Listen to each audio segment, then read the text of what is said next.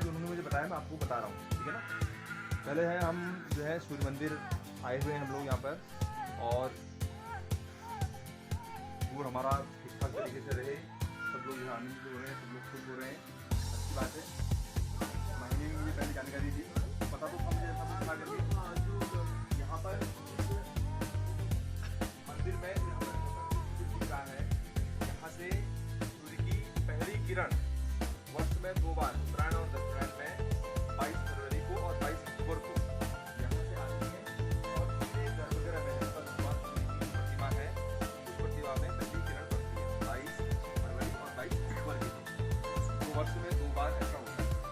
सूर्य मंदिर उड़ीसा में भी है, और यहाँ पर भी है। यहाँ पर भगवान बैठे हुए हैं, भगवान बैठे हुए हैं, और यहाँ पर भगवान की पूजा की जाती है। क्योंकि ये आज हम जो अभी जो इस प्रोग्राम में आए हैं, आज की जो हम आए हुए हैं, तो ये अभी पौष माह है। इस महीने भगवान सूर्य की विशेष आराधना की जाती है, और रविवार का दिन विशेष शुभ माना जाता है। तो संभवतः 14 तारीख को जो है यहाँ पर भी विशाल भंडारा होने वाला है, और प्रतिवर्ष विशाल भंडारा यहाँ पर होता है। तो ये सूर्य मंदिर का महात्म्य है, उसमें अभी उनको जानकारी होगी भी, और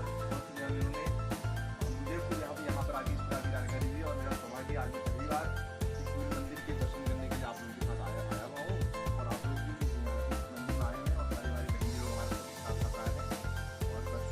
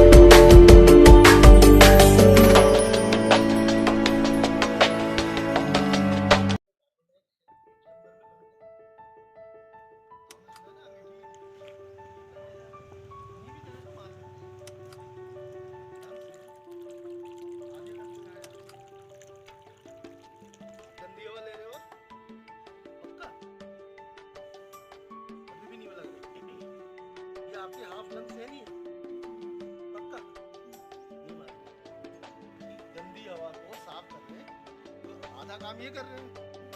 तो आधे फेफड़े आपके पेड़ों में लटके और आधे आपके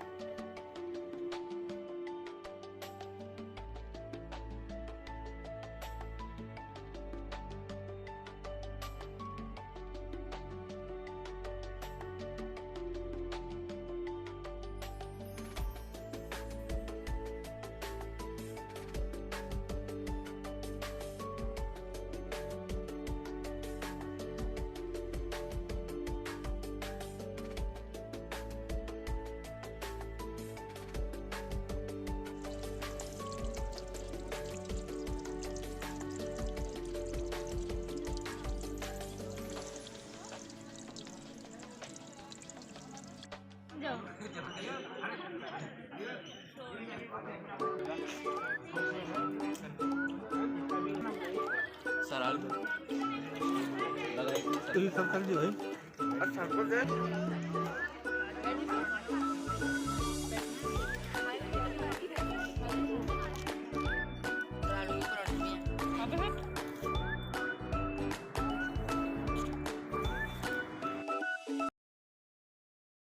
टेस्टिंग करते हैं वाटर सॉइल और प्लांट सैंपल।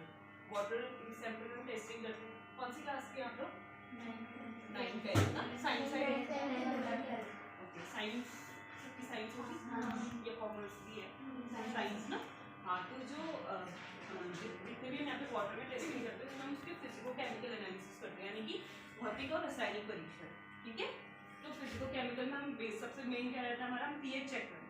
पीएच तो आप लोग को पता है ना कितना रहता है क्योंकि और क्या काम करते हैं यहाँ पे हम एक तो प्लांट एक्सट्रैक्ट्स या प्लांट की एंटी मैक्रोबियल एक्टिविटी चेक करते हैं कि जैसे कोई प्लांट होता है तो उसमें कुछ तो प्रॉपर्टी होती है कि वो जो बैक्टीरिया होता है या कुछ फंगस होता है तो वो जैसे ये प्लांट हमारा टेक्सास का है तो ये वगैरह है। ठीक है जैसे एक और वहाँ पे भी है तो पेटिफिट्स देखो वो उस प्लांट की एंटी मैक्रोबियल एक्टिविटी है।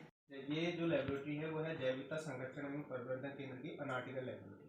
ठीक है अब मेडिसिन प्लांट देख लिया आप लोगों ने वहाँ क्या क्या मेडिसिन प्लांट देखे एक दो बताओ फटाफट बताओ।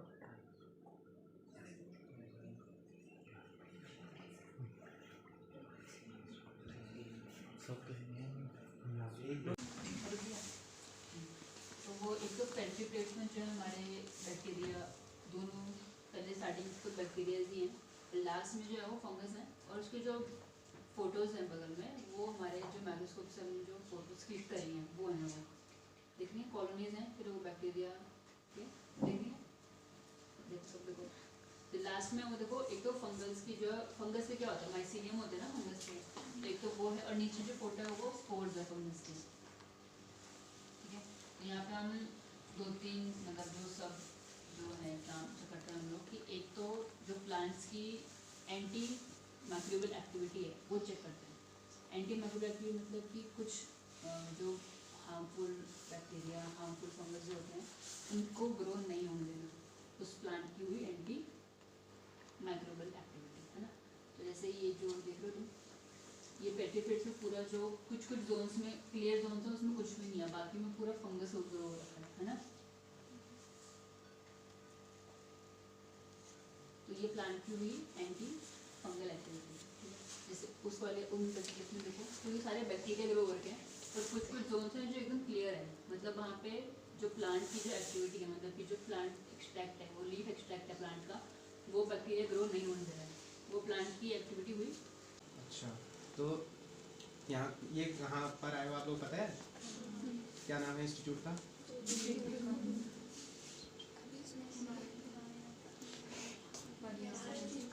राष्ट्रीय हिमालयी पर्यावरण संस्थान। ठीक है गोविंद वल्लभ पंत राष्ट्रीय हिमालयी पर्यावरण संस्थान है।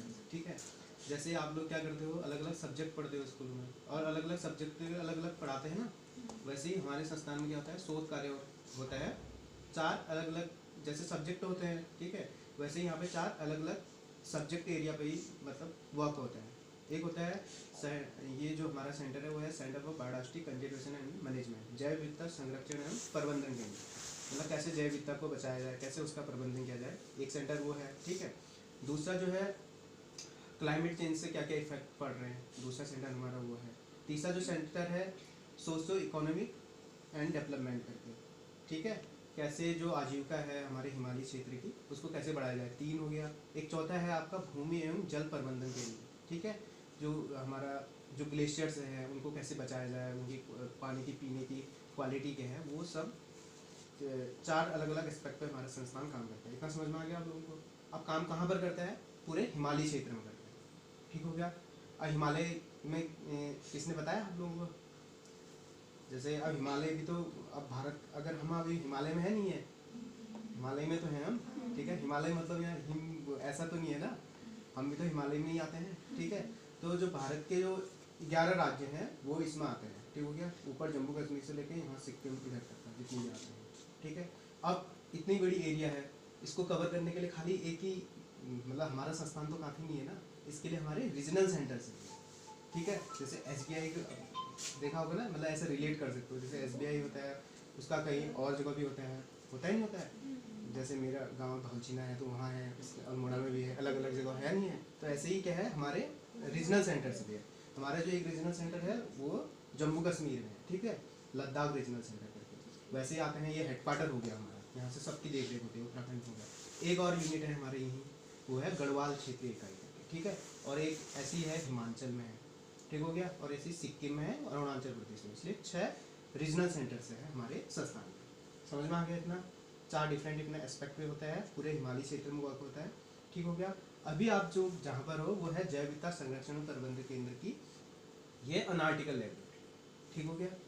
अब लेबोरेटरी जैसे मैंने बोला कि मेडिसिनल प्लांट है, उसकी वैल्यू कब होगी? जब उसमें कोई मेडिसिनल प्रॉपर्टी हो। तो उसको निकालने के लिए क्या चाहिए हमें?